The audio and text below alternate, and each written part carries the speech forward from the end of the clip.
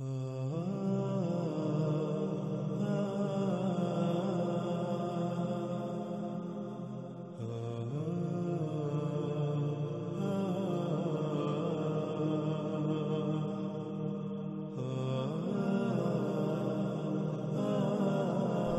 وقت ناظرین سکرین پر آپ کو دو روایات نظر آ رہی ہیں، ہم ان دونوں روایات پر اکٹھے ہی بات کریں گے۔ سب سے پہلے ہم ان روایات میں استعمال ہونے والے الفاظ کو جان لیتے ہیں۔ ان میں پہلا لفظ ہے دابا، اور جس کے معنی ہم پیچھے کئی مرتبہ بیان کر چکے ہیں اور واضح کر چکے ہیں۔ دابا دابا کہتے ہیں حرکت کرنے والی مخلوقات کو، وہ جو تیر کر، رینگ کر، چل کر یا اڑ کر حرکت کرتی ہیں۔ اگلا لفظ ہے ذات، جس کے معنی ہے بذات خود، اپنے آپ میں، جس سے بنایا یا جس سے وجود میں آیا۔ اگلا لفظ ہے مؤلفہ، جس کے معنی ہے مختلف اشیاء یا پرزہ جات وغیرہ کا مرکب، مختلف پرزہ جات یا مواد کا بنا ہوا اور لکھا ہوا۔ اگلا لفظ ہے زغب، جس کے معنی روئی، اون اور اس طرح کا وہ تمام نرم مواد جس سے صوفے، بیڈ، بستر، کمبل وغیرہ بنائے جاتے ہیں۔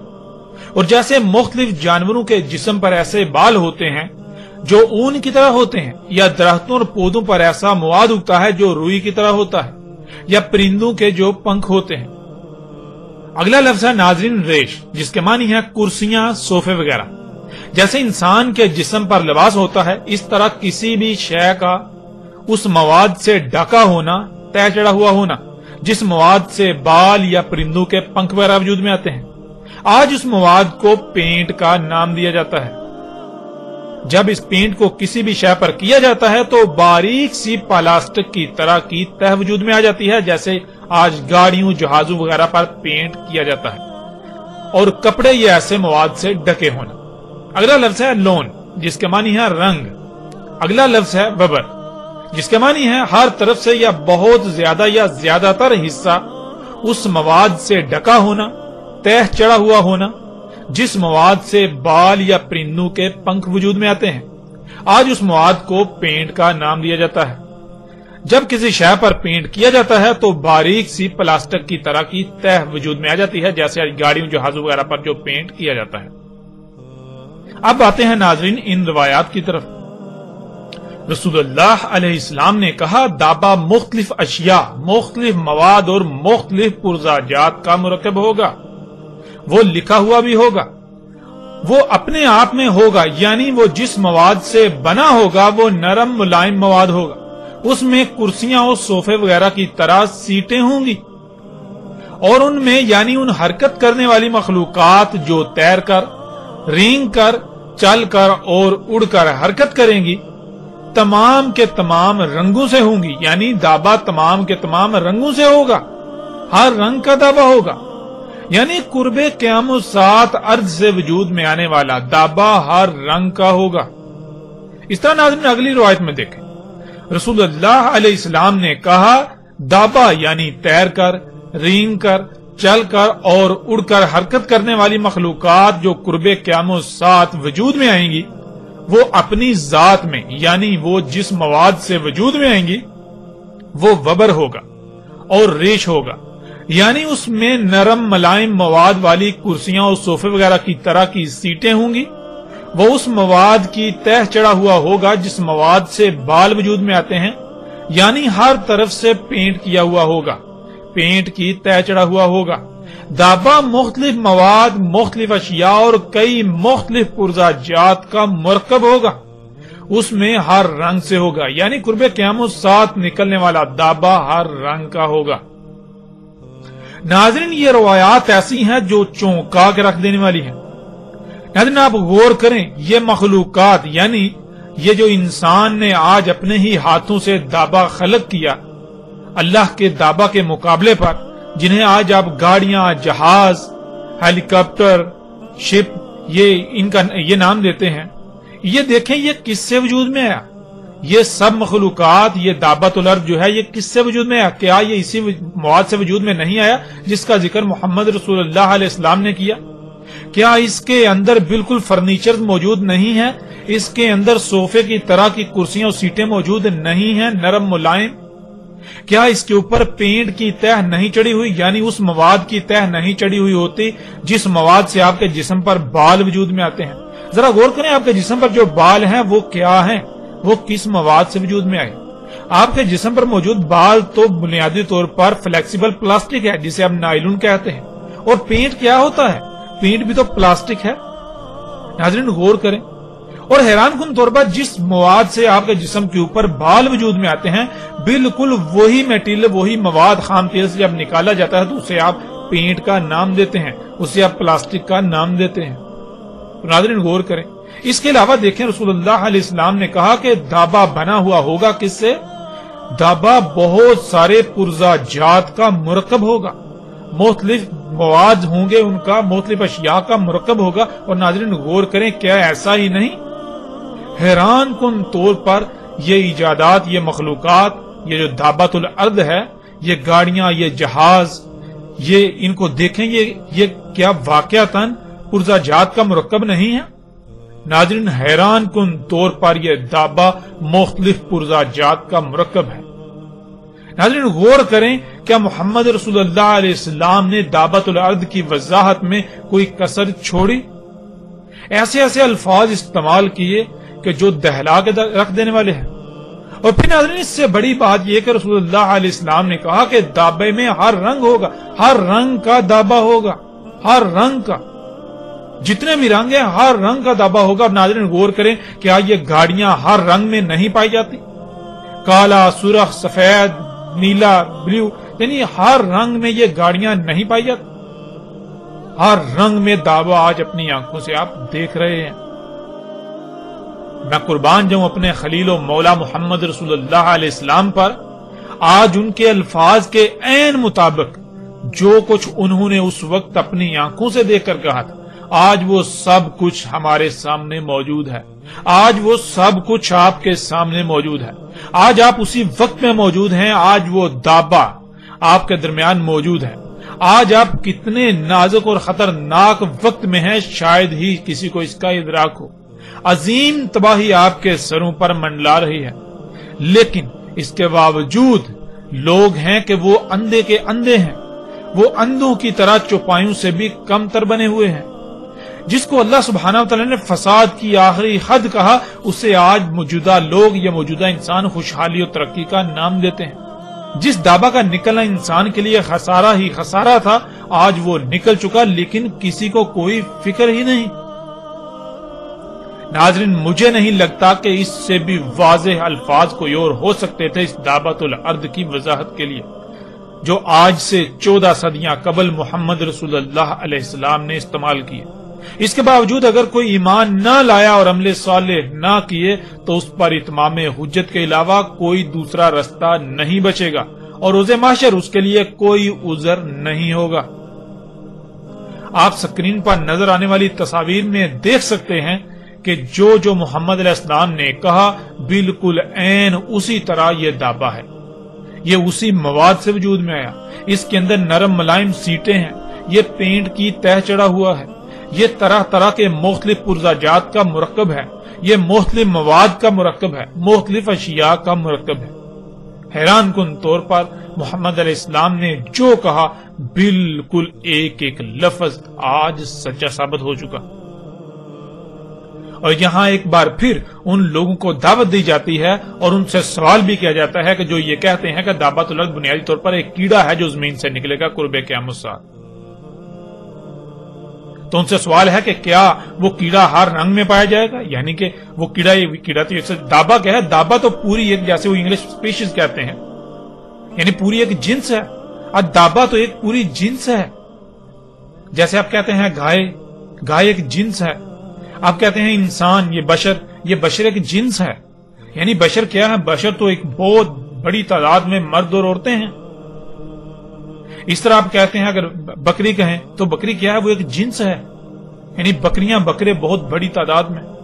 اس طرح دابا ایک جنس ہے، اس میں بہت بڑی تعداد میں ایسے اس طرح کی مخلوقات ہوں گی حرکت کرنے والی۔ تو ناظرین کیا جو ان کے عقائد و نظریات ہیں کیا وہ پورے اترتے ہیں؟ پھر کیا جس کو یہ دابا بنا کر بیٹھے ہوئے ہیں اور جس کو مرزا غلام احمد قادیانی نے دابا کہا، کیا وہ مختلف پرزاجات کا مرکب تھا؟ کیا وہ مختلف پرزاجات کا مرکب ہے؟ کیا وہ پینٹ کی تہ چڑھا ہوا ہے؟ کیا وہ اس کے اندر نرم ملائم صوفے اور کرسیاں اس طرح کی سیٹیں ہیں؟ ناظرین غور تو کریں، مرزا غلام احمد قادیانی کا جھوٹا ہونے میں تو ایک رائی برابر بھی شک نہیں رہتا، اور ان لوگوں کے جھوٹا ہونے میں کوئی رائے برابر شک نہیں رہتا جو آج بھی بازد ہیں کہ دعوت الارض یہ سواریاں نہیں ہیں بلکہ وہ کوئی کیڑا ہے یا وہ کوئی جانور نکلے گا۔ تو ان لوگوں کو غور کرنا چاہیے کہ وہ کس خطرناک اور نازک وقت میں موجود ہیں اور وہ کیا کر رہے ہیں۔ حق ہر لحاظ سے ان کے سامنے ہے۔ اس طرح ناظرین اگلی روایت میں دیکھیں، اس میں رسول اللہ صلی اللہ علیہ وآلہ وسلم نے کیا کہا؟ محمد رسول اللہ علیہ السلام نے کہا، دابات الارض یعنی ارض سے وجود میں آنے والا دابا اپنی ذات میں وبر ہوگا، یعنی وہ پینٹ کی تہ چڑھا ہوا ہوگا، اور اس کا راس یعنی اس کا بلند ترین مقام آسمان ہوگا۔ ناظرین آج جتنی بھی ایسی مخلوقات ہیں جو حرکت کرتی ہیں،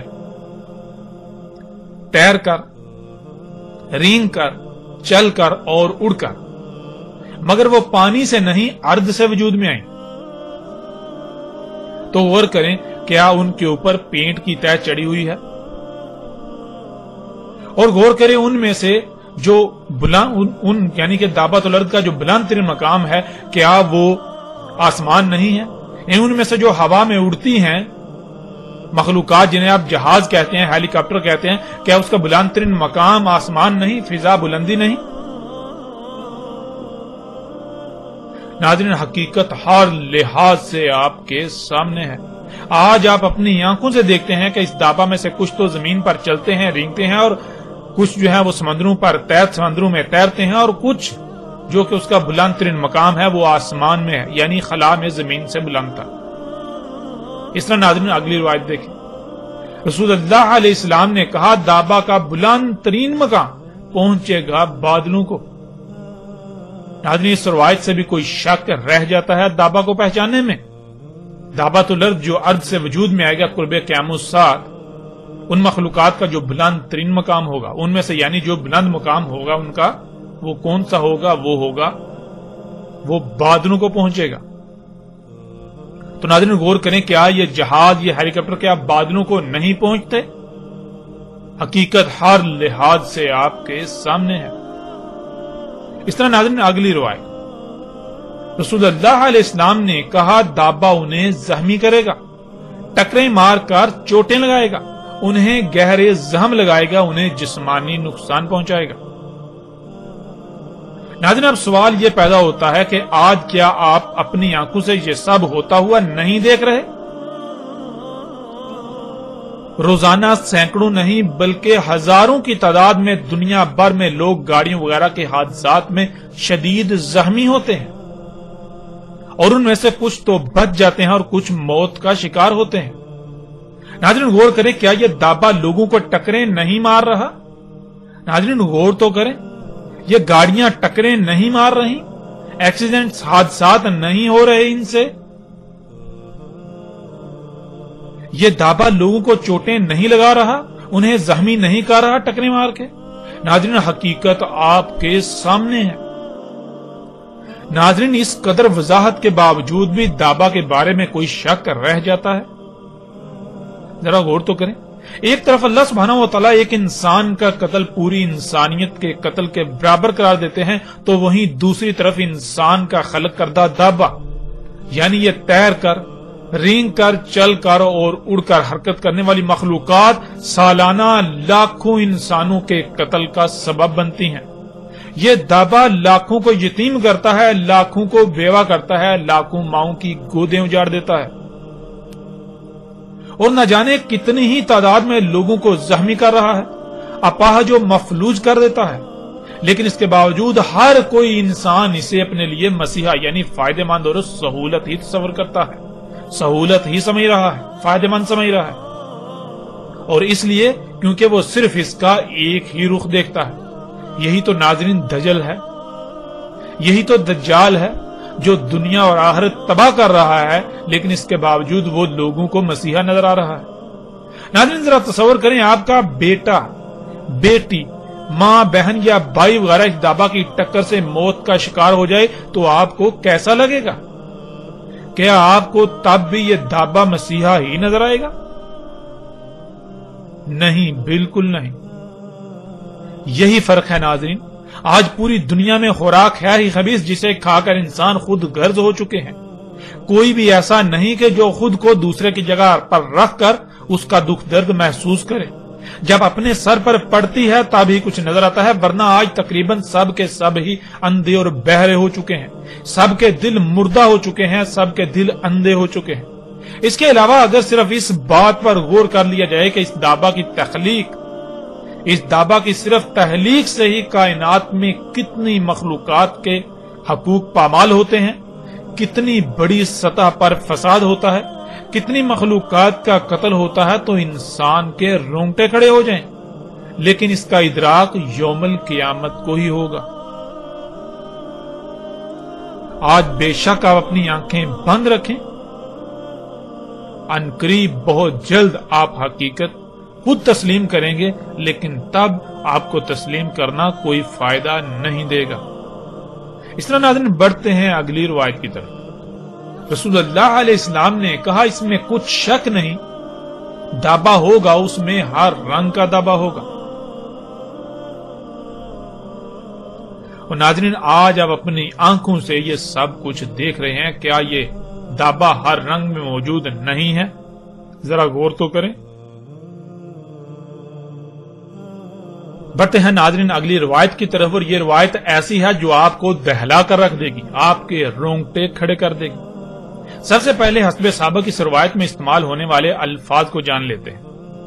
ان میں سب سے پہلا لفظ دابا، جس کے معنی آپ جانتے ہیں۔ پھر اگلا لفظ ہے ہیت، جس کے معنی ہے محاصرہ، گھیراؤ، حصار یا ایسی جگہ جو ہر طرف سے بند ہو جس سے باہر نکلنا ممکن نہ ہو، سوائے اس کے دروازے سے اگر دروازہ موجود ہو تو، ورنہ اسی کے اندر رہنا ہو۔ اگلا لفظ ہے صد۔ صد ناظرین کہتے ہیں مادی یا غیر مادی رکاوٹ کو۔ غیر مادی رکاوٹ کے معنی مادی پر غالب ہیں۔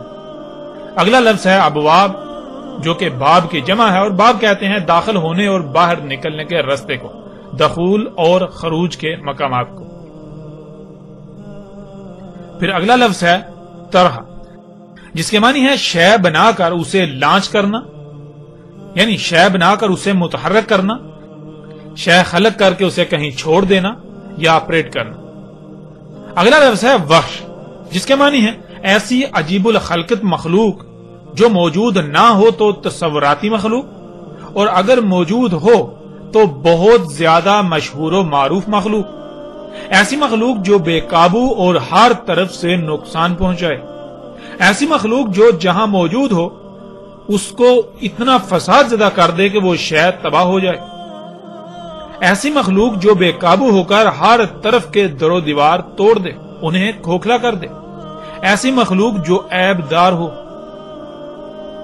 ایسی مخلوق جو قوت و زور ہر طرح کی صلاحیتوں میں بڑھ کر ہو، ایسی مخلوق جو اپنے وزن اور حجم کے اعتبار سے بہت لمبی چوڑی اونچی یا بڑی ہو، عجیب الخلقت مخلوق جو خلاف قانون خلق کی جائے، ایسی مخلوق جو انتہائی پرخطر یعنی خطرے سے بری ہوئی ہو، ایسی مخلوق جس کے سامنے اس سے پہلے موجود مخلوقات طاقت زور صلاحیتوں سمیت ہر لحاظ سے بہت کم اور بے بس ہو جائیں، ایسی مخلوق جو جہاں موجود ہو وہاں موجود مخلوقات میں سے طاقتور ترین مخلوقات پر بھی غالب آ جائے، ایسی مخلوق جس کے سامنے شیر صفت بھی چوہے سے کم تر نظر آئے۔ ناظرین لفظ وحش کے یہ چند معنی ہیں جو غالب ترین معنی ہیں، ان کے علاوہ لفظ وحش کے معنی بہت وسیع ہیں، لیکن ہم نے کوشش کی کہ جو معنی غالب ترین ہیں، جو باقی معنوں کا احاطہ کریں، وہی بیان کیے جائیں۔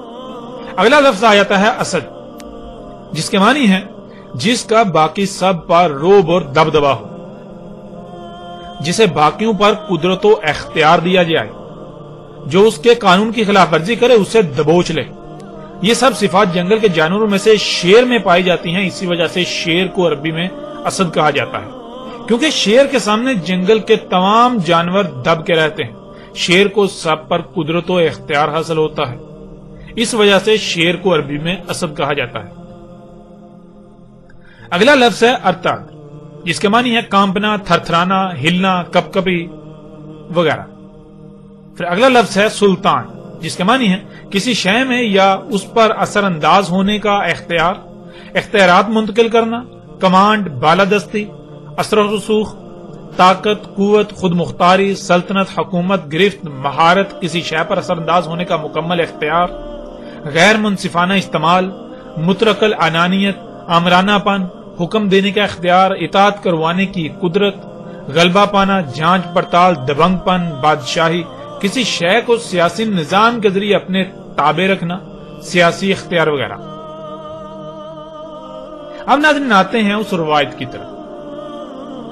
رسول اللہ علیہ السلام نے کہا، میری امت کی مثال اور دابا کے نکلنے کے وقت کی مثال اس وقت کی سی ہے کہ ایک ایسی تعمیر کی جائے اور بلند کی جائے کہ وہ محاصرہ، گراؤ یا حصار وغیرہ بن جائے، اور اس کے تمام داخلی و خارجی مقامات پر رکاوٹیں کر دی جائیں، یعنی وہ بند کر دی جائیں، اور خلق کر کے تمام وحش اس میں متحرک کر دیے جائیں، یعنی چھوڑ دیے جائیں۔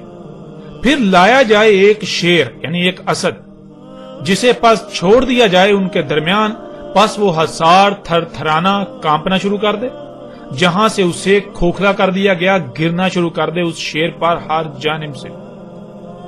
دابا نکلے گا تو بالکل یہی مثال میرے غلام امتی کی ہوگی، کوئی ایک بھی نہیں بھاگ پائے گا اس سے مگر اس کے درمیان لا چھوڑا جائے گا، اور اس کے لیے یعنی دابا کے لیے ہے سلطان ہمارے رب عظیم سے۔ ناظرین، رسول اللہ علیہ السلام نے بہت ہی لرزا دینے والی مثال بیان کی۔ اس مثال کو سامنے رکھتے ہوئے اگر آج آپ اپنے ارد گرد غور و فکر کریں تو آپ کو رسول اللہ علیہ السلام کی اس مثال میں چھپے وقت کی نشاندہی بخوبی ہو جاتی ہے کہ آج آپ اسی وقت میں موجود ہیں۔ ناظرین، جیسے آپ کوئی بڑی سی عمارت تعمیر کریں جو ایک گنبد کی مانند ہو، ہر طرف سے بند ایک حصار ہو، بالکل ایک حصار کی مانند بلند، آپ اس پر چڑھ بھی نہ سکیں۔ پھر ایسا کریں، اس میں کچھ ایسے وحشیوں کو چھوڑ دیں جو بے قابو ہوں اور ہر طرف ٹکریں مارنا شروع کر دیں، ہر طرف تباہی پھیلا دیں۔ اور پھر ایسا کریں، کسی ایسے کو بھی اس میں داخل کر کے اس کے باہر نکلنے کے دروازے رستے بند کر دیں جو بہت طاقت والا ہو، یعنی ایسا جس کی مثال، یعنی جیسے جنگل میں تمام جانوروں میں شیر جو ہوتا ہے سب اس سے کانپتے ہیں، سب اس سے ڈرتے ہیں، وہ قوت اختیار طاقت میں سب سے بڑھ کر ہوتا ہے، بالکل ایسے کسی کو پھر لا کر اس میں اس عمارت کے اندر چھوڑ دیں ان وحوش کے درمیان، تو ناظرین غور کریں اس کی حالت کیا ہوگی۔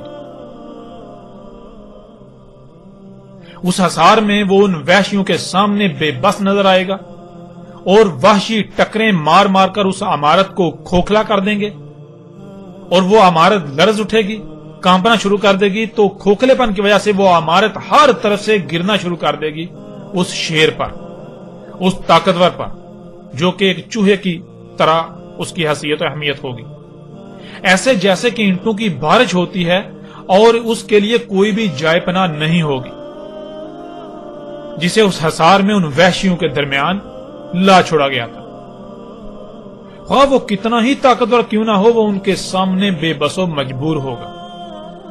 سبحان اللہ، اللہ اکبر۔ محمد رسول اللہ علیہ السلام نے کتنی ہی زبردست مثال دی، اس سے بڑھ کر احسن مثال کوئی اور ہو ہی نہیں سکتی جو اللہ کے نبی نے اس وقت بیان کر دی، جس وقت ایسے حالات و واقعات کو بیان کرنے کے لیے الفاظ ہی موجود نہ تھے، لیکن جس احسن انداز سے رسول اللہ علیہ السلام نے یہ مثال بیان کی، اس سے بالکل ایسے لگتا ہے جیسے کہ وہ اس دور میں موجود ہوں اور ان سارے حالات کو اپنی آنکھوں سے دیکھ کر اس کے بعد الفاظ کا انتخاب کر کے مثال بیان کی جائے یا مثال بیان کی ہو۔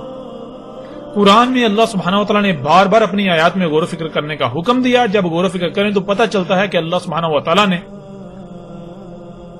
بالکل واضح قرآن میں بتا دیا کہ اللہ سبحانہ وتعالی نے زمین پر سب کا کیسے محاصرہ کیا ہوا ہے، کیسے گھیراؤ کیا ہوا ہے، یعنی حصار قائم کیا ہوا ہے۔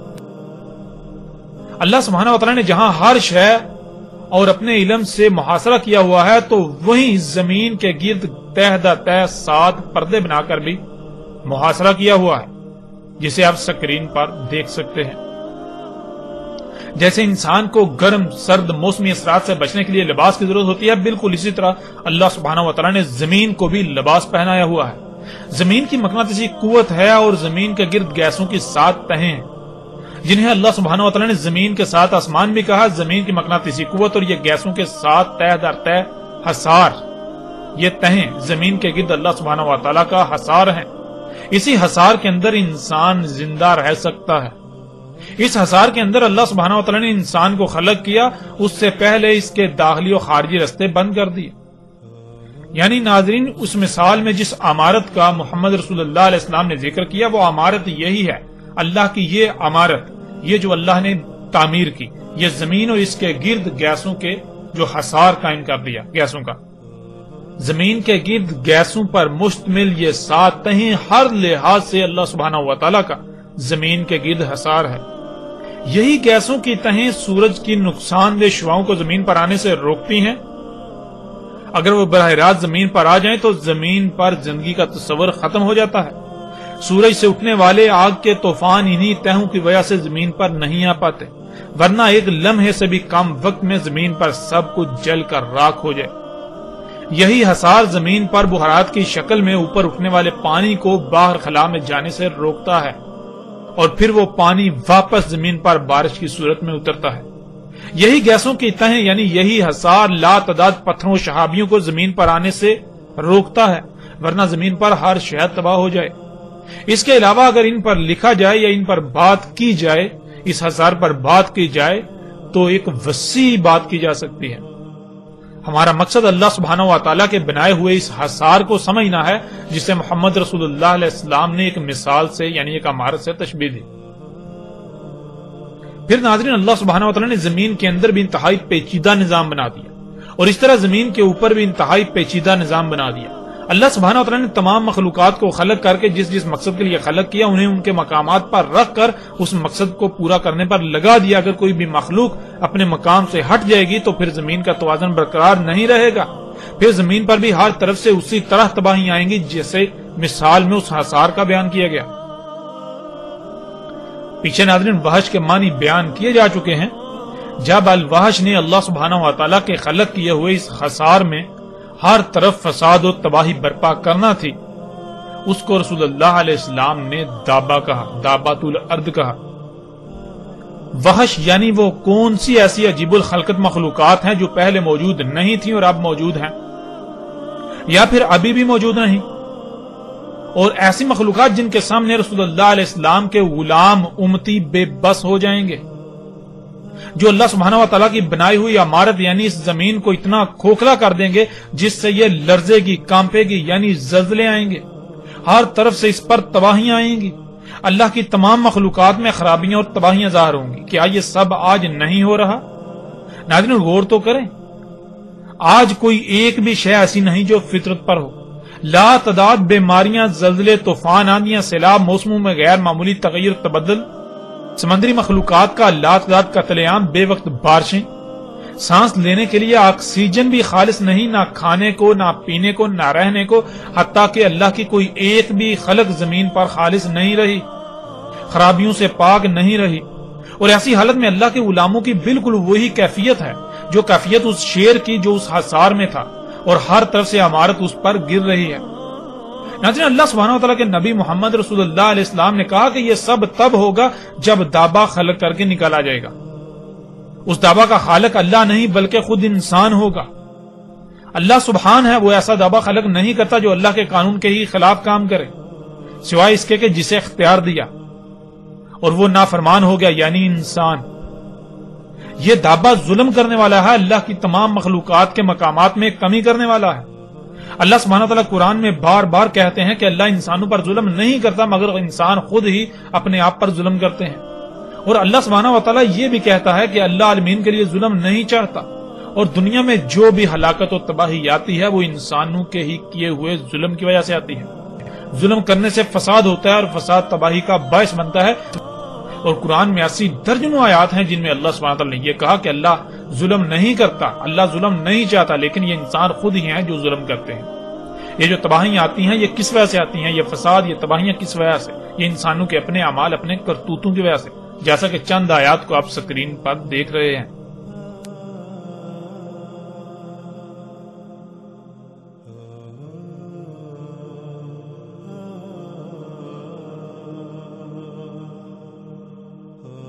اب ناظرین غور کریں، الوحش یعنی عجیب الخلقت مخلوقات جو محمد رسول اللہ علیہ السلام کے دور میں اور آج سے کچھ ہی عرصہ پہلے کوئی وجود نہیں رکھتی تھی، جو کہ آج موجود ہیں اور ہر طرف موجود ہیں، جو بہت مشہور و معروف ہیں، اتنی واضح ہیں جیسے دن کے وقت سورج جسے دیکھنے سے آنکھیں چلے آ جائیں۔ یعنی سورج اتنا واضح ہوتا ہے لیکن وہ دیکھنا بہت مشکل ہو جاتا ہے۔ آج بالکل اسی طرح وہ الوحش دندناتے پھر رہے ہیں لیکن کسی کو بھی نظر نہیں آ رہے، اور اللہ کی زمین پر ہر شے میں تباہی مچا رہے ہیں، ہر شے کو کھوکھلا کریں، زمین کو کھوکھلا کریں، اللہ کی عمارت کو عیبدار کر رہے ہیں، کھوکھلا کر رہے ہیں۔ اور مومن اللہ کے غلام اس شیر کی طرح بے بس ہیں، بالکل بے بس۔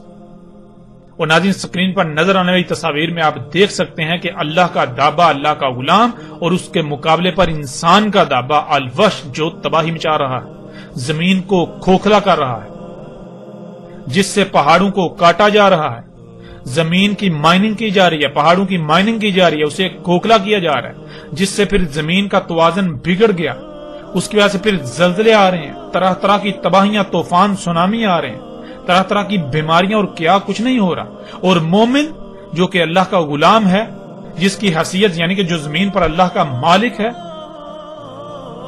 جو اللہ کا نائب ہے، وہ ان وحوش کے سامنے بالکل بے بس ہے، ان مخلوقات کے سامنے بالکل بے بس ہے۔ یہ مخلوقات زمین کو اس طرح کھوکھلا کر رہی ہیں کہ انہیں کوئی روکنے والا ہے ہی نہیں، جیسے کہ ان کو سلطان حاصل ہے، ان کو قدرت حاصل ہے، ان کو سلطنت حاصل ہے، انہیں کوئی روکنے والی، یعنی مومن ان کو چاہ کر بھی نہیں روک سکتا۔ ناظرین تصاویر میں نظر آنے والی مشینوں سمیت باقی آج جتنی بھی ایسی مشینیں ہیں جن میں ہر قسم کی گاڑیاں بھی ہیں، یہ تمام وہ وحوش ہیں جن کا نہ صرف قرآن میں بھی ذکر ہے بلکہ محمد رسول اللہ علیہ السلام نے ان کے بارے میں تفصیل سے آگاہ کر دیا تھا، اور رسول اللہ علیہ السلام کے الفاظ کے عین مطابق آج مومن دابا کے سامنے، ان وحوش کے سامنے بالکل بے بس ہیں۔ ان وحوش نے، دابا نے اللہ کی بنائی ہوئی اس عمارت زمین کو ہر طرف سے اتنا کھوکھلا کر دیا کہ یہ عمارت آج ہر طرف سے گر رہی ہے۔ زلزلے، سیلاب، طوفان، بیماریاں، زمین کا دنسنا، مصائب، تکالیف، جنگ و جدل سمیت ہر طریقے اور ہر طرف سے اللہ کی عمارت گر رہی ہے، تباہیوں کا شکار ہے، اور مومن اس شیر کی طرح بے بس ہیں جو ان وحوش کے درمیان لا کر چھوڑ دیا گیا اور عمارت کا دروازہ بند کر دیا گیا۔ اگر کوئی مومن ہو تو اسے اس کا بخوبی ادراک ہے۔ یہ تھا ناظرین زمین سے نکلنے والا دابا۔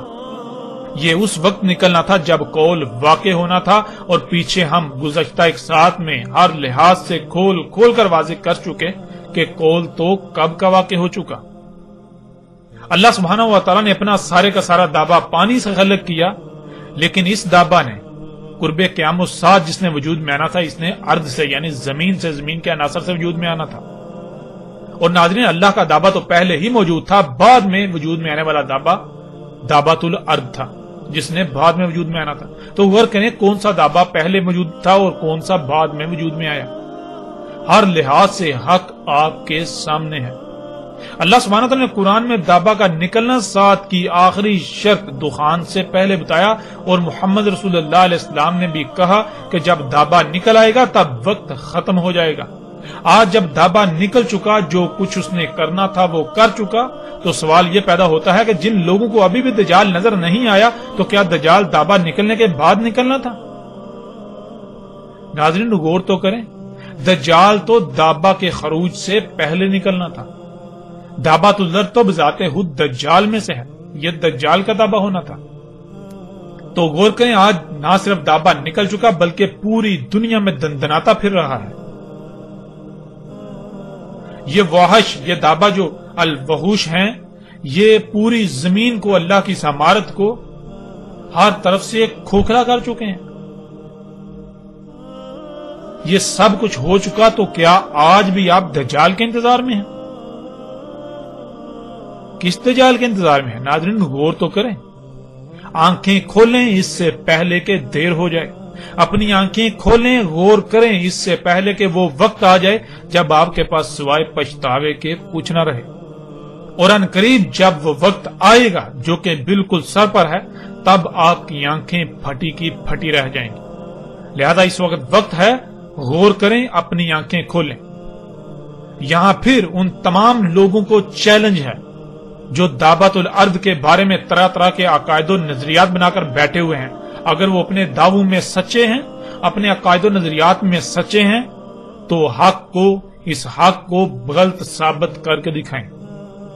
اور قادیانیوں کو بھی کھلم کھلا چیلنج ہے کہ مرزا غلام احمد قادیانی اگر سچا تھا تو پھر اس کا دعویٰ جھوٹا نہیں ہو سکتا تھا، اور اگر اس کا دعویٰ جھوٹا ہو جاتا ہے، جو کہ آپ نے دیکھا مرزا غلام احمد قادیانی کا دعوت الارض کے بارے میں دعویٰ بالکل ہر لحاظ سے اس طرح جھوٹا، باطل، بے بنیاد ثابت ہو چکا کہ دنیا کی کوئی طاقت اس کا انکار نہیں کر سکتی۔ تو جب اس کا دعویٰ غلط ثابت ہو چکا تو پھر مرزا غلام احمد قادیانی مہدی تھا یا پھر دل پر تھا، گمراہ تھا؟ مرزا غلام احمد قادیانی رسول تھا یا پھر کذاب تھا؟ مرزا غلام احمد قادیانی کذاب تھا۔ مرزا غلام احمد قادیانی مثل مسیح تھا یا پھر بذات خود ایک دجال تھا؟ حقیقت آپ کے سامنے ہے، مرزا غلام احمد قادیانی بذات خود ایک دجال تھا، جو انسانوں میں سے جن دجالون کذابون نے آنا تھا۔ اور قادیانی کو ہم پھر کہتے ہیں کہ اس قدر حق واضح ہونے کے باوجود اگر آپ لوگ حق کو تسلیم نہیں کرتے، اپنی آنکھیں بند کیے ہوئے رہتے ہو، تو پھر جان لو دنیا میں جتنے بھی مشرک ہیں ان میں سے سب سے بڑھ کر مشرک تمہارے علاوہ اور کوئی نہیں ہو سکتا۔ آپ وہ لوگ تھے جو حق کے دعوے دار تھے۔